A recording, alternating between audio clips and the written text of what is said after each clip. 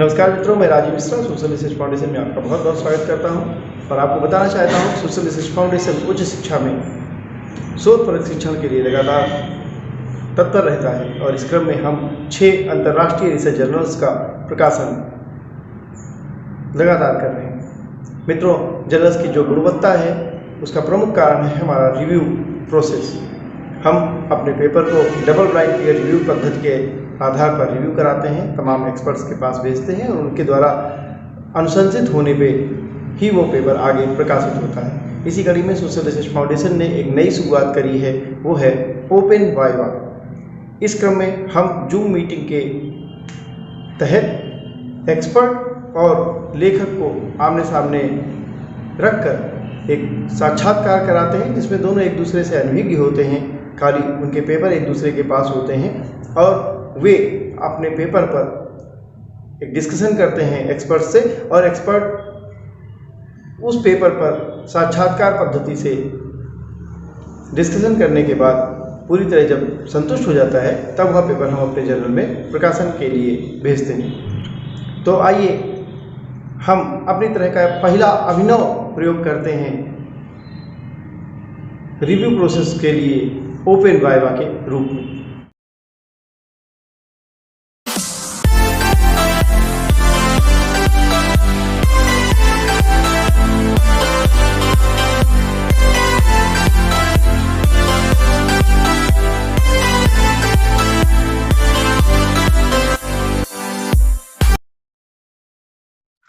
नमस्कार मित्रों, मैं Rajiv Mishra social research foundation में आपका बहुत बहुत स्वागत करता हूं और आज हम अपनी रिव्यू पद्धति के अनुसार एक हिंदी का रिव्यू, एक पेपर आपके समक्ष रखना चाहते हैं, जिसे हमारे रिव्यूअर्स लोग हैं वो इसकी समीक्षा करेंगे। और पेपर नंबर 15470 पे मैडम हमारे साथ हैं, वो अपने पेपर को हमारे जो रिव्यूअर्स हैं आपके समक्ष प्रस्तुत करेंगी। चाहे तो आप अपना पूरा पेपर पढ़िएगा या चाहे तो आप पेपर का जो सार संक्षेप है जितना उचित हो उतना आप बता सकती हैं, बाकी जो सवाल जवाब में प्रश्न हो जाएंगे। ठीक है मैम? ठीक है। हाँ जी, यस, ठीक है जी।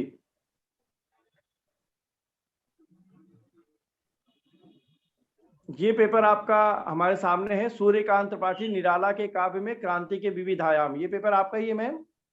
जी। ठीक है, तो अब आप इस पेपर के बारे में पहले हमारे समीक्षक मंडल को बताएं और तत्पश्चात समीक्षक मंडल हमारी इस विषय पे चर्चा करेंगे आपसे। ठीक है? ठीक है। वैसे तो देखिए, निराला, मैंने इस पत्र में ये बताया है कि वैसे तो निराला छायावादी कवियों में से एक है। छायावाद के जो 4 प्रमुख स्तंभ है उनमें से एक है, लेकिन इसके साथ ही क्रांतिकारी कवियों में उनका नाम जो है सबसे ऊपर है। उनके साहित्य में क्रांति, संघर्ष और विद्रोह के जो स्वर हैं हमें सबसे ज्यादा दिखाई देते हैं। निश्चित रूप से उन्होंने जो परंपरागत संरचनात्मकता है उसको चुनौती दी है और उनके क्रांतिकारी स्वरों को हम राष्ट्रीय नवजागरण के क्षेत्र में कुछ कविताएं जैसे कि जागो फिर एक बार, शिवाजी की चिट्ठी, यमुना के प्रति, बादल राग आदि कविताओं में देख सकते हैं। और सामाजिक क्रांति को भी हम देख सकते हैं उनकी कुछ कविताओं में, जैसे कि जो है छलांग मारता चला गया, डिप्टी साहब सामने आए, मैंगो महंगा रहा, बादल राग आदि कविताओं में। और जीर्ण बाहुए जीर्ण शरीर जैसे उनकी कुछ पंक्तियां हैं। किसानों की मुक्ति के रूप में भी हम जो है सामाजिक क्रांति की अवधारणा उनकी देख सकते हैं। तुझे बुलाता कृषक अधीर, हे विप्लव हे वीर। निराला की जो सामाजिक क्रांति है उनके नारी विषयक दृष्टिकोण में भी देखी जा सकती है। उन्होंने तुलसीदास में नारी के शक्ति रूप की उपासना की है और उसे अबला के रूप में नहीं बल्कि सबला और प्रेरक रूप में जो है स्थापित किया है। धार्मिक रूढ़ियां का भी विरोध उन्होंने अपनी कुछ कविताओं में किया है। पौराणिक देवी देवताओं के प्रति अंधश्रद्धा, मूर्ति पूजा आदि का विरोध करके उन्होंने सांस्कृतिक क्षेत्र में भी क्रांति की जो परिधि है वो विस्तृत की। जूही और कला क्षेत्र में भी हम उनकी क्रांति के स्वरों को बराबर देख पाते हैं। जूही की कली, नए पत्ते की स्फटिक शिला, बादल आदि उनकी साहित्यिक क्षेत्र में क्रांतिदर्शिता के जो है अप्रतिम उदाहरण है। शैली के क्षेत्र में अगर हम बात करें तो उन्होंने एक तरफ लंबी जो है कविताएं भी लिखी, शोक गीत भी हिंदी में एक प्रकार से सरोज स्मृति पहला शोक गीत कहा जा सकता है। तो काव्य विधाओं के क्षेत्र में भी उन्होंने नए नए सार्थक प्रयोग किए, जैसे राम की शक्ति पूजा है, इसमें छोटी है लेकिन महाकाव्य होने के सारे गुण भी इसमें विद्यमान है। तो इस प्रकार से हम देख सकते हैं कि भाषा, भाव, विषय, छंद, गीत, संगीत आदि क्षेत्रों में उन्होंने सभी क्षेत्रों में नवीनतम प्रयोग किए, और जहाँ नवीनता है, परिवर्तन है, वही क्रांति है। तो इस प्रकार से नए नए क्रांतिकारी प्रयोग करके उन्होंने काव्य की अभिव्यक्ति क्षमता को विकसित किया। तो इस शोध पत्र का हमारा उद्देश्य यही है कि उनका जो क्रांतिकारी पक्ष है वो भी जो है जो हिंदी के स्तुति पाठक है उनके सामने प्रस्तुत हो। और आप चाहे तो मैं पूरा शोध पत्र भी पढ़ दूं। नहीं, बहुत है, बहुत है। जी क्योंकि हाँ जी, पेपर हमने पढ़ लिया है। जी। जी हाँ, तो वर्तनी मैं और मैं मैं खाली जो हाँ जी, हमारा शोध पत्र का जो फॉर्मेट होता है, मैं उसमें जी खाली इतना कहना चाहता हूँ कि बाकी तो इसमें ठीक है सब कुछ। बस इसमें अगर हो सके आप तो साहित्यावलोकन और जोड़ दीजिए, अगर ऐसा संभव साहित्य हो, अदरवाइज। साहित्य साहित्य अवलोकन। में। जी, अच्छा। क्योंकि राम की शक्ति पूजा पे या इस विषय पे, निराला पे आज तक बहुत सारा काम हुआ है, तो साहित्यालोकन में हम्म। ये शब्द जरूर आना चाहिए कि क्या आपसे पहले किसी ने इस विषय पर काम किया है।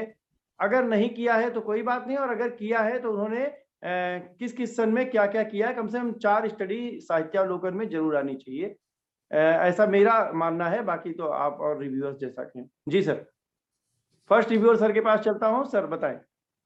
हाँ, मैं बताऊं?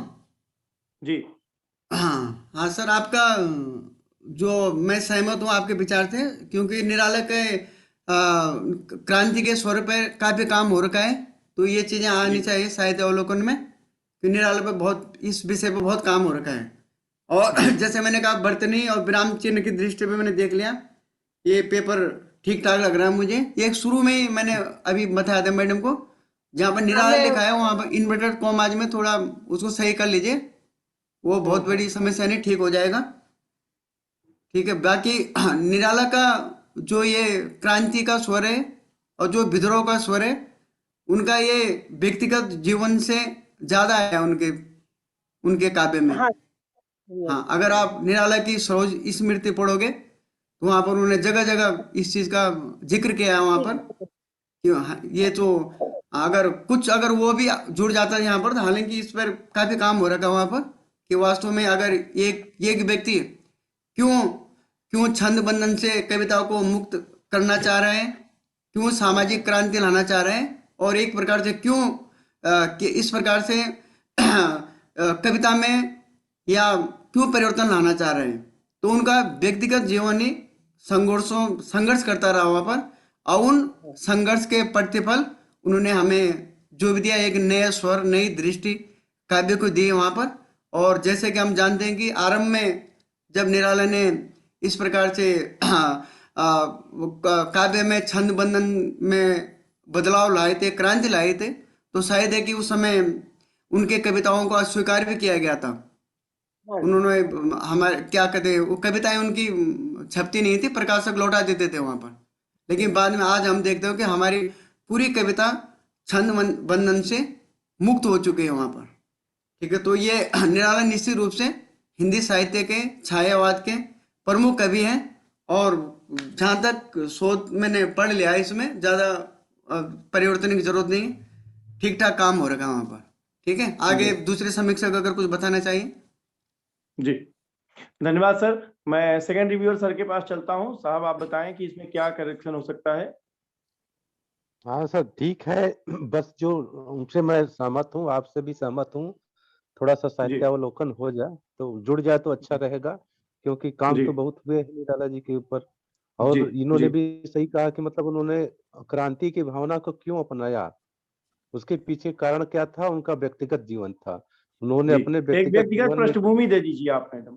जी जी जी जी, व्यक्तिगत जीवन में इतने संघर्ष किए कि उस वे संघर्ष की भावना ही उनके क्रांति की भावना बन गई। इस बात को जी थोड़ा एक आध लाइन जोड़ देंगे तो ठीक रहेगा, और सारा ठीक है, उन्हें पढ़ लिया जी है। जी। ठीक है। जी जी। तो चलिए फिर बहुत बहुत बधाई हो मैडम को इस अच्छे से शोध पत्र को लेखन के लिए। और सोशल रिसर्च फाउंडेशन का हमेशा यही मानना भी होता है कि हम आपकी जो आपने जो लिखा है उसका हतोत्साहित नहीं करना है, उसको किसी तरीके से उसमें कमी नहीं निकालनी है, वरन उसमें जो अच्छी चीजें हैं उसको निकाल के जी समाज के जी, बस समक्ष उसको रखना है। और जोड़ने के अगर लिए कहा है। जी थोड़ा बहुत कुछ त्रुटि हो रही है तो उसको 4 लोग जब मिलके काम करेंगे तो वो जिसको हम खाली शोध या जिसको हम एपीआई के लिए खाली लिख रहे हैं वो एक समाज को देने के लिए एक नया दिशा निर्देश हो जाएगा। तो आप इस पेपर में साहित्य की समीक्षा और जो 2-3 बिंदु साहब ने बताए हैं उसको कि इंट्रोडक्शन में भी आप चाहें तो लेखक का व्यक्तिगत पृष्ठभूमि जोड़ सकते हैं या जहां भी जैसे भी आप उचित समझे। और इसको करके आप हमको इस पेपर को पुनः भिजवा दीजिए। मैं इस पेपर को अपने रिव्यूअर्स की अनुमति से प्रकाशित करने के लिए अग्रसारित करता हूं और आपको पुनः बहुत बहुत धन्यवाद देता हूं। साथ में अपने रिव्यूअर जो फर्स्ट रिव्यूअर सर और सेकंड रिव्यूअर सर जुड़े हैं, मैं आपको धन्यवाद देता हूं कि आपने बहुत ही कीमती समय में से अपना बहुमूल्य समय निकाला है और इस रिव्यू प्रोसेस को आगे बढ़ाने के लिए हमारी मदद की है, सोशल रिसर्च फाउंडेशन की भी मदद की है। और आपसे निवेदन है कि आपको एक रिव्यू का लिंक भेजा गया होगा, उस रिव्यू के लिंक को भर के भेज दीजिएगा ताकि आपके जो समीक्षा के सर्टिफिकेट्स हैं वो आपको भेजे जा सके।